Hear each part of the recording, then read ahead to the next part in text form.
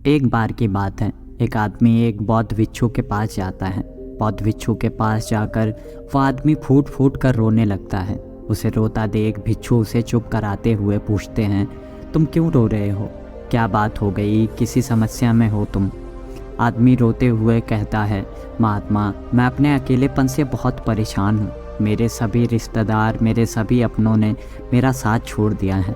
बौद्ध भिक्षु बोले, पहले तुम रोना बंद करो और विस्तार पूर्वक मुझे बताओ कि आखिर तुम्हारी परेशानी क्या है, तभी तो मैं समझ पाऊंगा। आदमी ने बताना शुरू किया। आदमी बोला, महात्मा, मैं इसी बगल के गांव का रहने वाला हूँ। मेरा खुद का एक बड़ा व्यापार था जिसका मालिक मैं था। मैंने हमेशा मेहनत की और अपने व्यापार को सफलता की ऊंचाइयों तक ले जाता रहा। मेरे पास धन की कोई कमी नहीं थी। मेरे पास अच्छा घर था, अच्छे जीवन जीने का सामान था।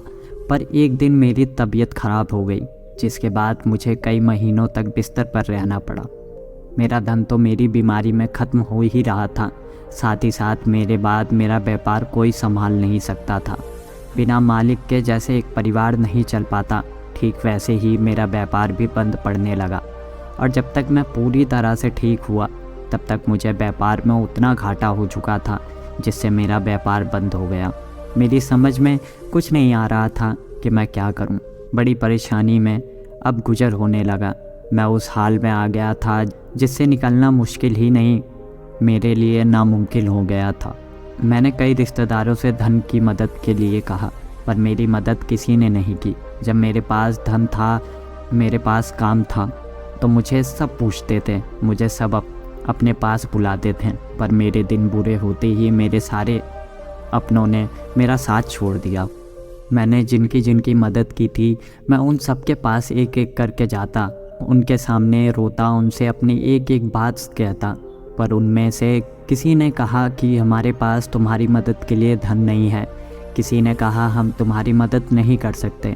कहीं तुम हमारे से धन लेकर भाग गए तो हम तुम्हें कहाँ ढूंढेंगे? तो किसी ने कहा कि उनका मुझसे कोई मतलब नहीं है। मैं पूरी तरह से जब मदद मांगकर थक गया तो मैंने सबके पास मदद के लिए जाना ही बंद कर दिया। अब मुझे अपना और अपनी पत्नी का पेट पालने के लिए कुछ तो करना था, तो मैंने एक दुकान पर नौकरी करने का फैसला किया। मैंने दुकान पर काम करना शुरू कर दिया, जिसकी कमाई से सिर्फ हमारे घर का खर्च चल पाता था। एक दिन मैं अपने काम पर से वापस आया तो मैंने देखा कि मेरी पत्नी की तबीयत ठीक नहीं है। जब मैंने उसे उठाने की कोशिश की, वह कुछ भी नहीं बोल रही थी, वह उठ भी नहीं रही थी। मैं बगल के अपने एक मित्र के पास पहुंचा। मैंने उससे शहर जाने के लिए बात कही।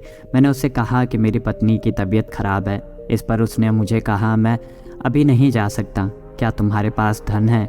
मेरे पास उस समय धन नहीं था, जिसकी वजह से मेरा मित्र, जिसकी मैंने उसके हर अच्छे बुरे वक्त में साथ दिया था, वही मित्र मेरे साथ नहीं गया।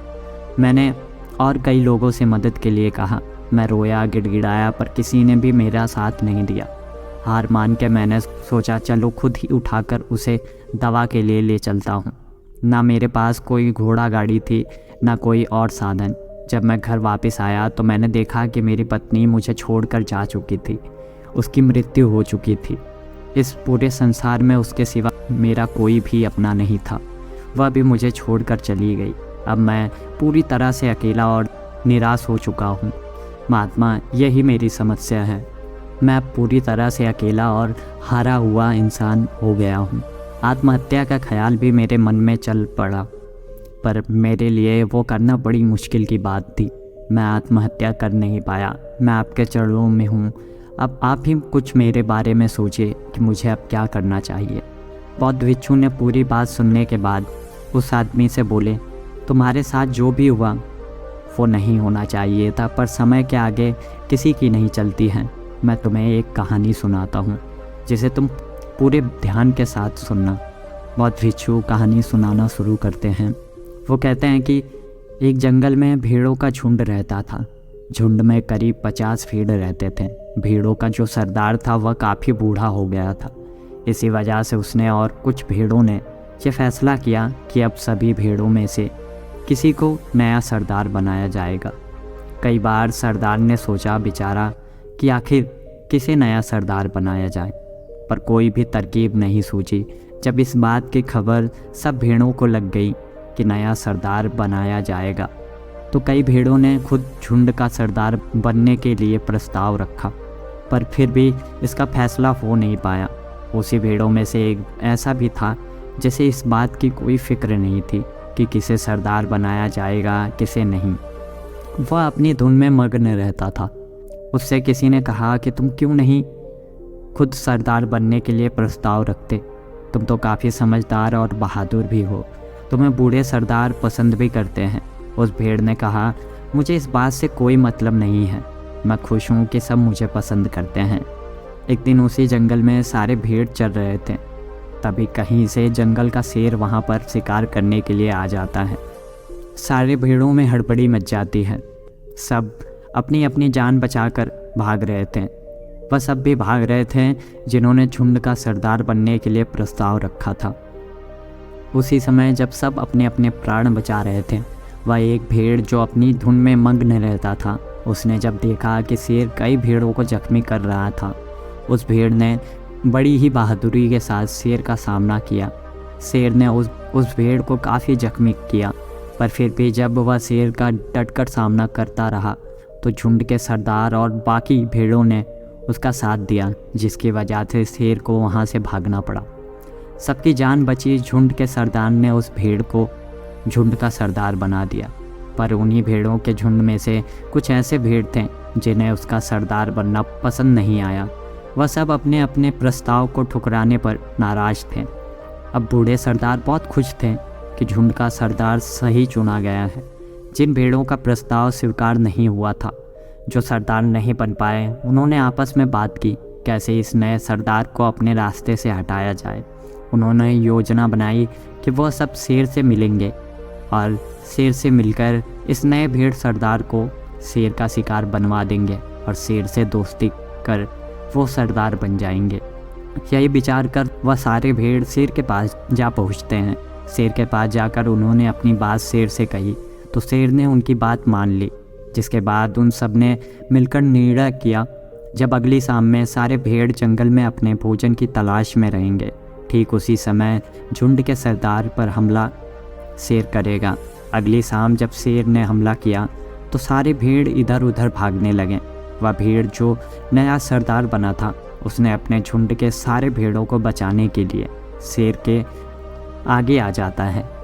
मौका पाकर शेर से मिले हुए भेड़ सारे झुंड के साथ वहाँ से बहुत दूर भाग जाते हैं। इस बात को हुए कई दिन बीत जाते हैं। अब सारे झुंड के भेड़ ये मान चुके थे कि सरदार भेड़ को शेर खा चुका होगा, वह मर चुका होगा। बूढ़े भेड़ों ने सोचा अब झुंड का किसी और को सरदार बनाया जाए। जिस भेड़ ने शेर से मिलने की योजना बनाई थी, उसी को सारे भेड़ों ने मिलकर नया सरदार बना दिया। अब वह भेड़ अपनी जीत पर बहुत खुश था। उसे सरदार बनना था, वह बन गया। एक दिन जो सरदार भेड़ शेर से लड़ने के लिए पीछे छूट गया था, वह वापस आ जाता है, जिसके बारे में सबने सोचा था कि वह तो अब तक मर चुका होगा। उसे फिर से देख सब चकित रह जाते हैं, क्योंकि शेर से अकेले निपटना नामुमकिन था। उस भेड़ को वापस देख सब खुश थे। बूढ़े भेड़ ने उसे पूछा, तुम कैसे बचे? तुम्हें तो शेर ने खा लिया होगा। हम लोगों ने यही सोचा था और हम यही मान चुके थे कि तुम अब कभी वापस नहीं आओगे। वह भेड़ बताना शुरू करता है। उसने कहा कि जब सब भेड़ वहाँ से भाग आए तो मैं फिर भी शेर का सामना करता रहा। कई बार शेर ने मुझ पर हमला किया, कई बार मुझे चोट आई, मेरे आसपास कोई मदद के लिए नहीं था, फिर भी मैं शेर का सामना करता रहा। मैं ये जानता था कि मैं शेर से जीत नहीं सकता, पर उतने समय में मेरा झुंड यहाँ से दूर जा सकता है। यही सोच मैं शेर का सामना करता रहा। जब शेर ने मुझे घायल कर दिया और मैं फिर भी नहीं पीछे हटा, तो शेर ने मुझ पर हमला करना बंद कर दिया। उसने मेरी बहादुरी पर मुझे मारने का फ़ैसला ख़त्म कर दिया और मुझे उसने छोड़ दिया। पर शेर ने मुझे एक बात बताई। शेर ने कहा कि उसे हमारे झुंड के भेड़ों ने ही हमला करने का न्योता दिया था, ताकि वह मेरे मर जाने पर झुंड के सरदार बन सके। सारी बातें सुन बूढ़े भेड़ को उस भेड़ पर बहुत गर्व हुआ, और जिन भेड़ों ने शेर से मिलकर सरदार बनने की फिराक में थे, उन्हें झुंड से बाहर कर उस भेड़ को फिर से झुंड का सरदार बना दिया।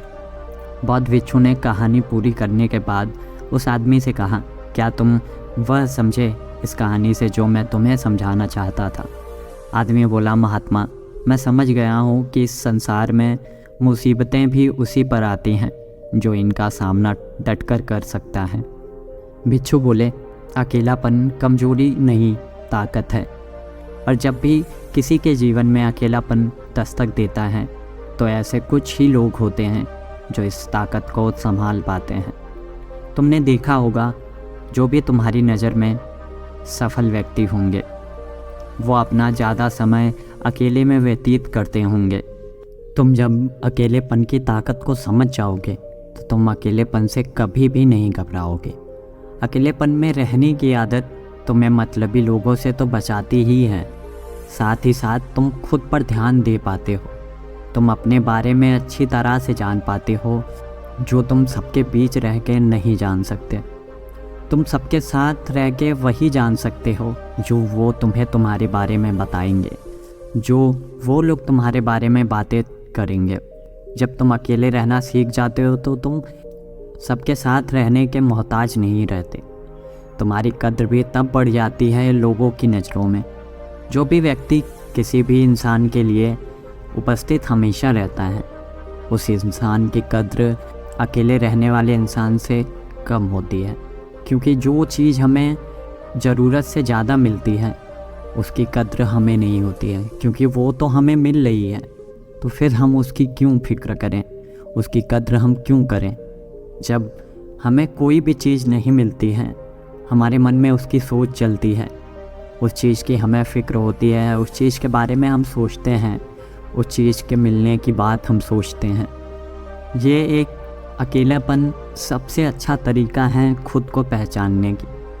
तुम्हारे अंदर जो ताकत है, तुम्हारे अंदर जो खूबियाँ हैं, उसे पहचानने के लिए तुम्हें अकेले रहना बहुत ज़रूरी है।